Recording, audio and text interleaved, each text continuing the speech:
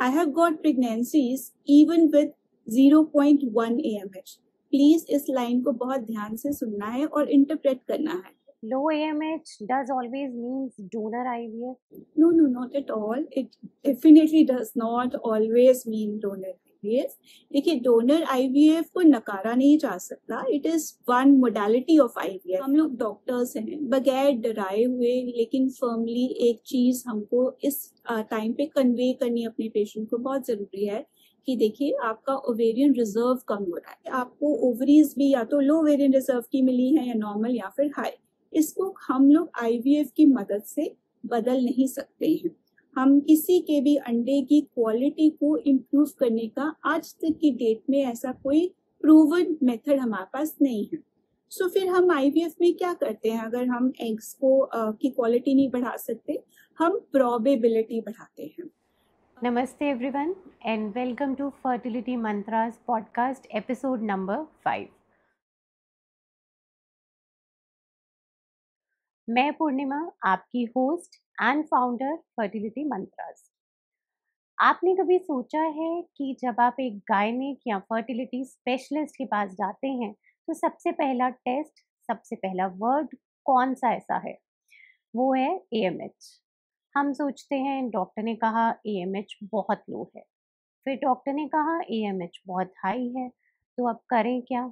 लो AMH क्या सच में मेरे फर्टिलिटी इक्वेशन को खराब कर रहा है, या हाई AMH मुझे PCOD की कैटेगरी में खड़ा कर रहा है?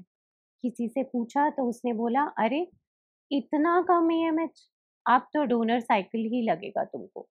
और फिर टेंशन, गूगल सर्च, और गूगल ने बोला नहीं आपका AMH ठीक है, you can conceive naturally. But again जब आपने थोड़ी देर बाद फिर कुछ गूगल किया तो गूगल ने कहा नहीं, बहुत मुश्किल है, नेचुरली कंसीव नहीं कर सकते.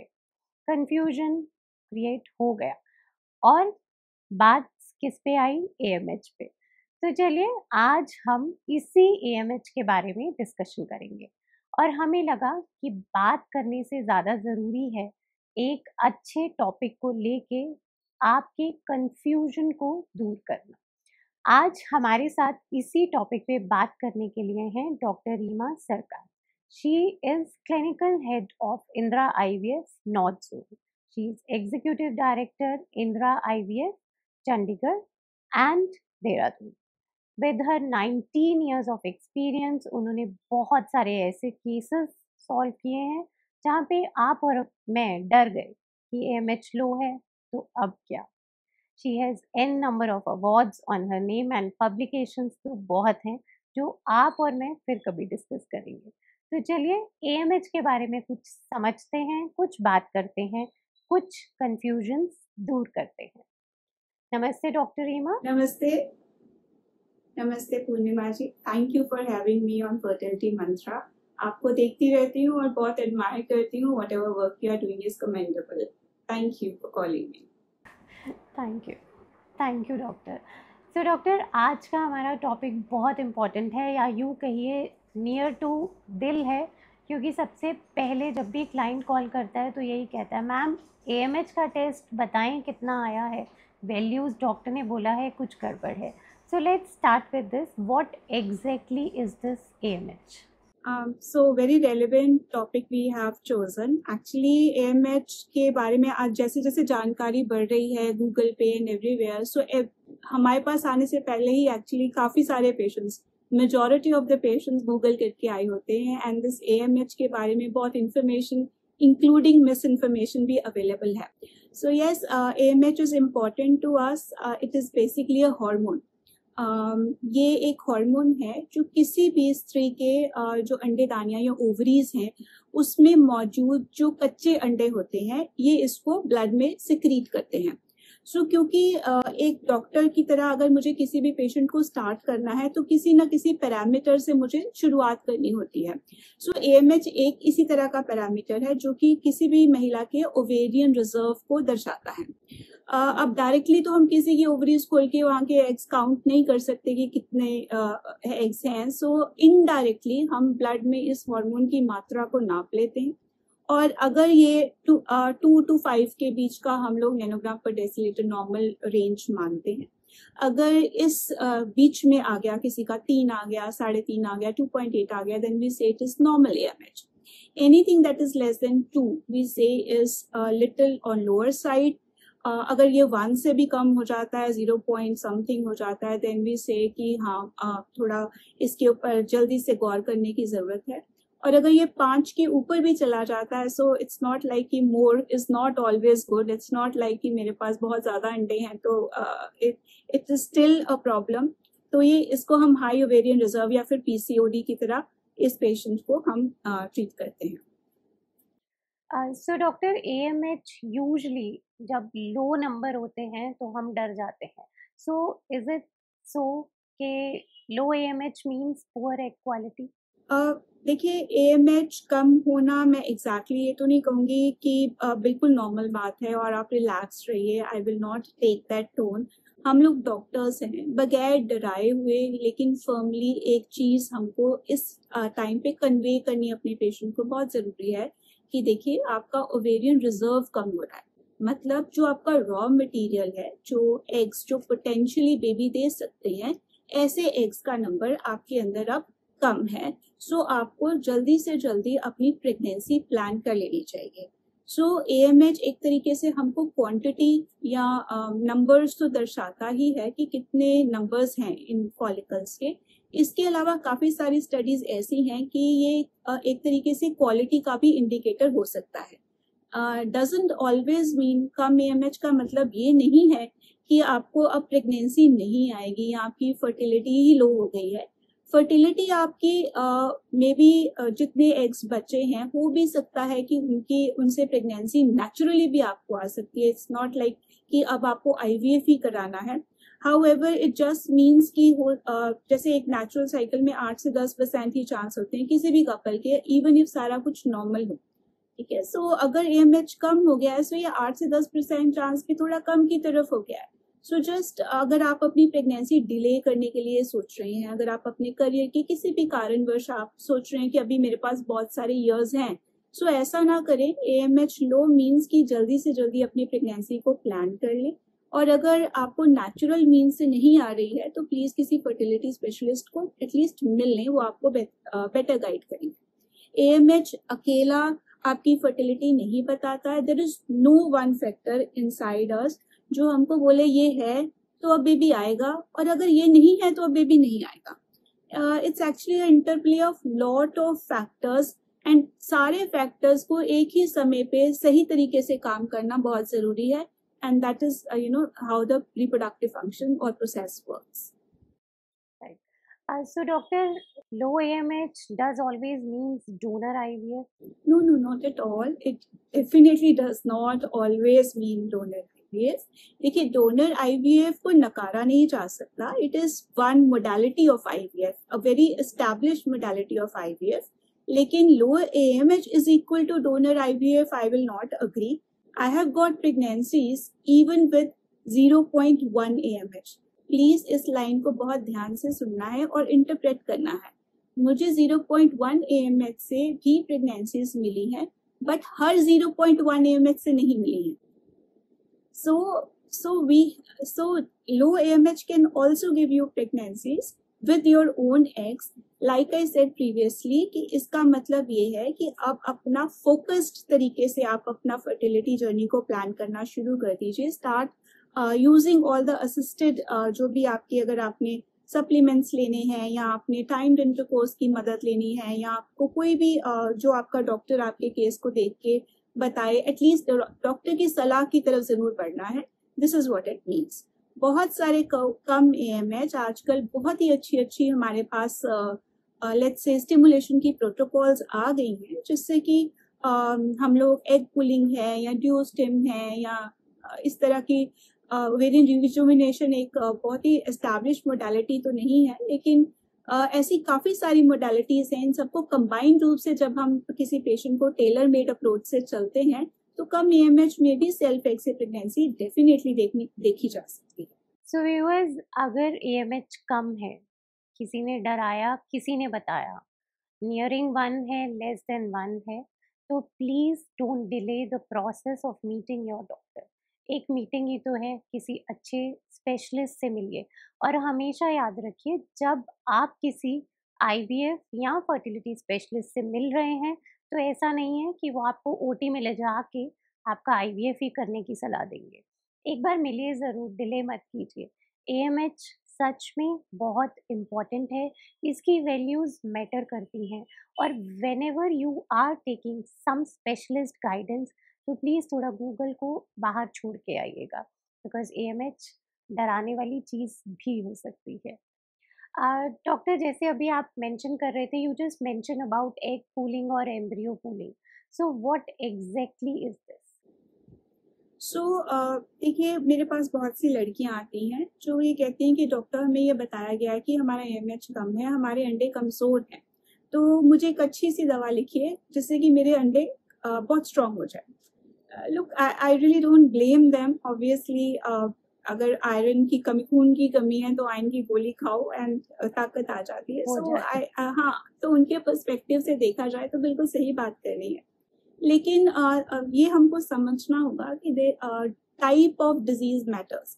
सम are acquired and some are inherited. कुछ कंजेनिटल या फिर जेनेटिक होते हैं और कुछ एक्वायर्ड बीमारियां होती हैं, जैसे कि आयरन डेफिशिएंसी अनीमिया हो गया या कोई इन्फेक्शन हो गई, एक्वायर्ड बीमारी है।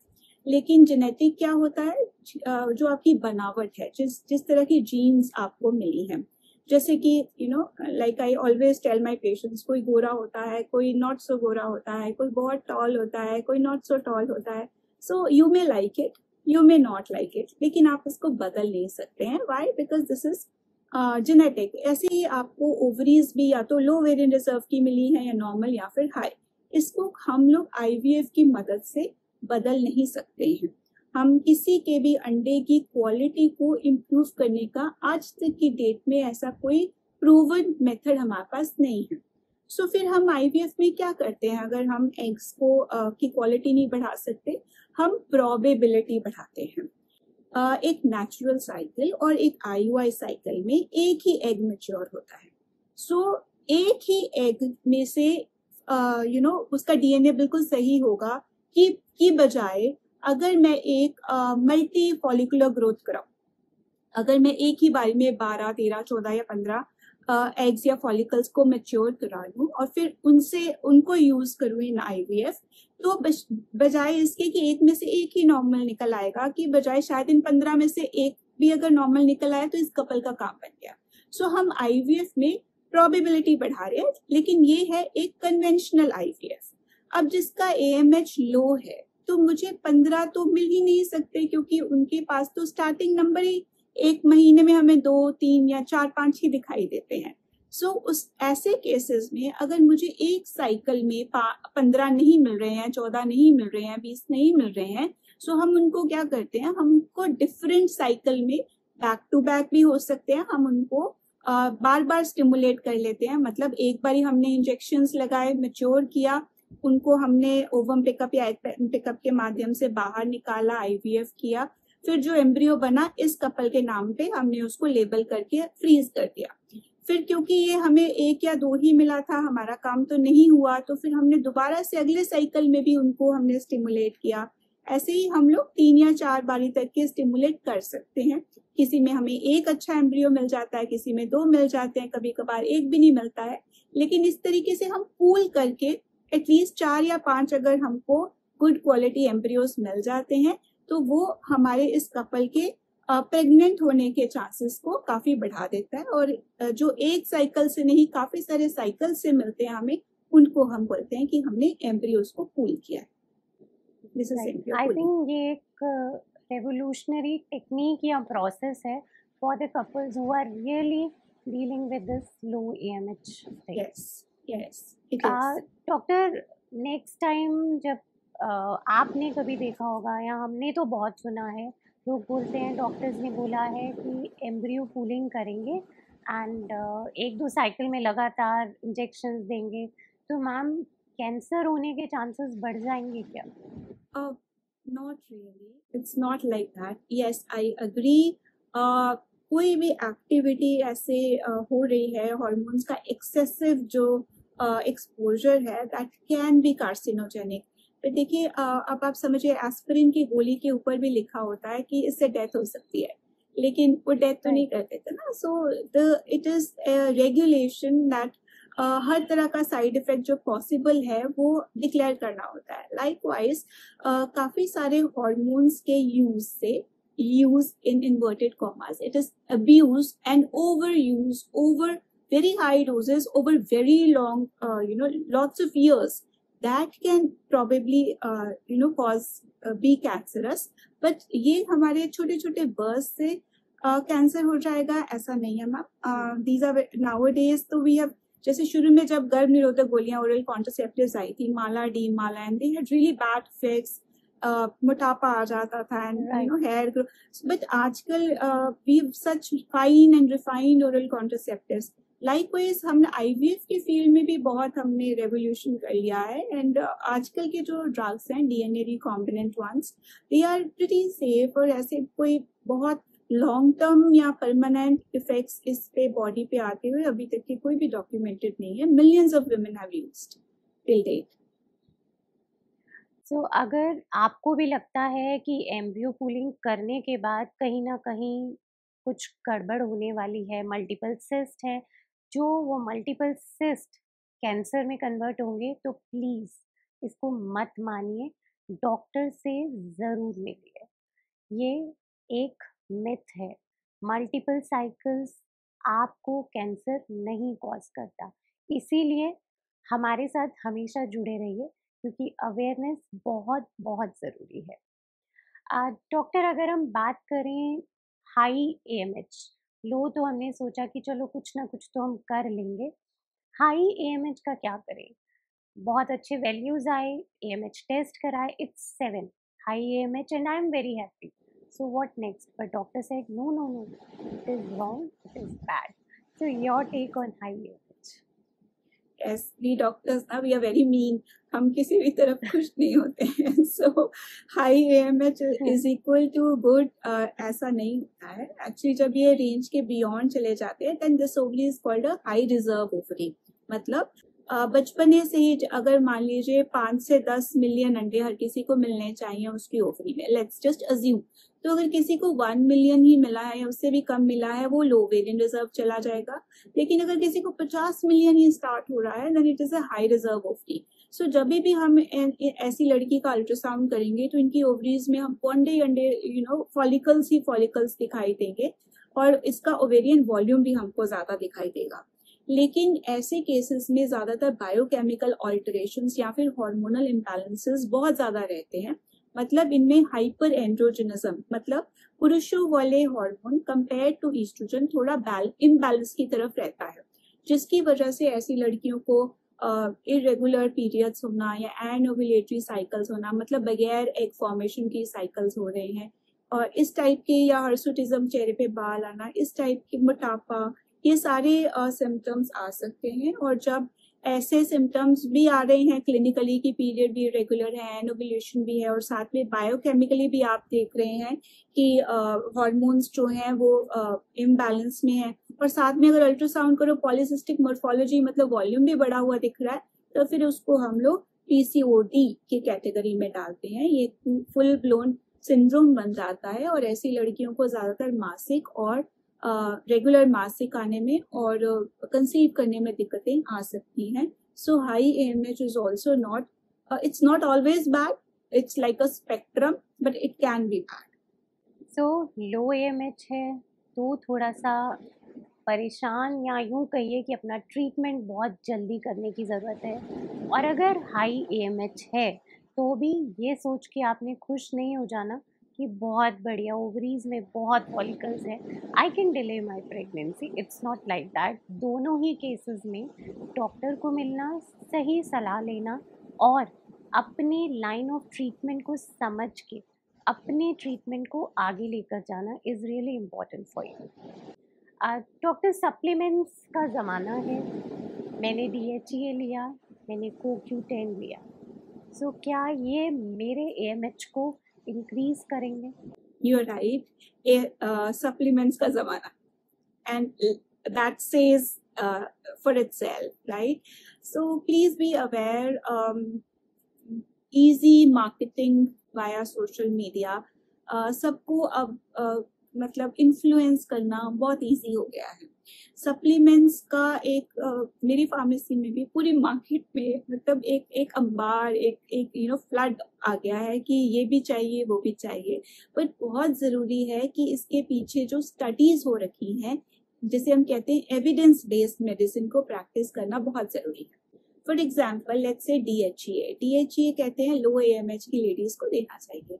एक स्टडी आई थी, बहुत ही रेवोल्यूशनरी स्टडी थी, बहुत ही बढ़िया रिजल्ट्स थे उसके कि DHEA दिया तो बहुत सारी लेडीज का AMH बढ़ गया. ठीक है, इसके पीछे अब मैं 2 कमेंट्स हैं मेरे.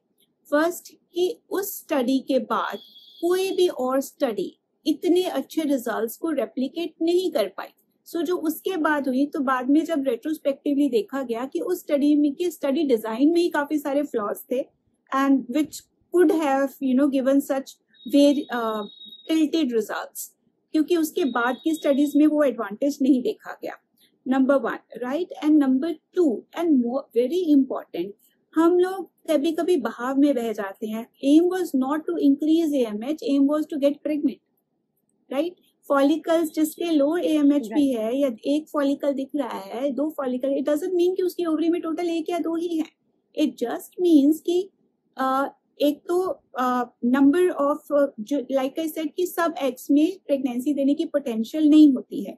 एक स्टडी के अगर मैं बताऊं, अप्रोक्सीमेट उन्होंने एस्टिमेट जो लगाया, अगर एक नॉर्मल रिजर्व की लड़की है, मान लीजिए उसके पास 5 से 10 मिलियन फॉलिकल्स उसको बचपने में मिले, अपनी मम्मा के पेट में जब थी तब इतने थे, तो अराउंड 200 to 250 ही इतने फॉलिकल्स होते हैं जिसमें इसकी पोटेंशियल भी होती है, ऐसा DNA भी होता है जो आगे जाके प्रेगनेंसी ठहरा सके. So let's say most of the follicles are not even meant for reproductive function. तो फिर भगवान ने क्यों दिए इतने? उसके पीछे कोई रीजन होना चाहिए. Because most of the follicles have endocrine function, मतलब वो हार्मोन्स जो कि एक लड़की को लड़की बनाते हैं, उनका साइकिल या उनका चक्र चलता रहे, वो मोस्ट ऑफ द फॉलिकल्स का केवल उतना ही काम होता है. सो बहुत कम होते हैं जिनके पास पोटेंशियल होती है, ऐसा DNA होता है. तो इवन इफ आपने नंबर ऑफ फॉलिकल्स बढ़ा भी दिए किसी मेडिसिन ने, पर अगर गुड क्वालिटी एम्ब्रियोज में या प्रेगनेंसी में वो कन्वर्ट नहीं हो पाए, then I don't see any reason to take that kind of a supplement. So ऐसे काफी कम सप्लीमेंट्स हैं जिनके पीछे एविडेंस है कि इनको देने से कोई फायदा होता है. जैसे CoQ10 है एक अच्छा, इसके पीछे सप्लीमेंट्स के पीछे एविडेंस अच्छा है कि both in women with low AMH या even main with bad semen parameters, दोनों केसेस में ही ये मॉलिक्यूल अच्छा काम करता है. जैसे विटामिन D डेफिशिएंसी है, विटामिन D एक हार्मोन है जो कि बेसिकली बाकी और एंजाइमेटिक या सेलुलर रिएक्शंस में काफी उसका रोल रहता है. तो वो इनफर्टिलिटी, अगर विटामिन D डेफिशिएंट है तो इनफर्टिलिटी को और एग्रवेट कर सकता है. सो इस तरह के सप्लीमेंट्स अपने तरफ से नहीं खाएं या किसी एड को इंस्टा पर देख के या किसी इन्फ्लुएंसर के पीछे लग के बिल्कुल नहीं खाएं. Please if you are finding out something, do check it once with your doctor. That's all. Supplements खाने ज़रूरी हैं क्योंकि ये हमारी हेल्थ को अच्छा रखते हैं. सप्लीमेंट्स ना खाने भी कई बार बहुत ज़रूरी है क्योंकि वो हमें बहुत सारी ऐसी बीमारियों से भी बचा सकते हैं जो कहीं ना कहीं कुछ गलत सप्लीमेंट से हमें हो जाती हैं. नेक्स्ट टाइम इंस्टा पे देखा, यूट्यूब पे देखा, टेबलेट खोली और खाया, बिकॉज हमारे यहाँ over the counter medicine available हैं. तो सोचिएगा ज़रूर.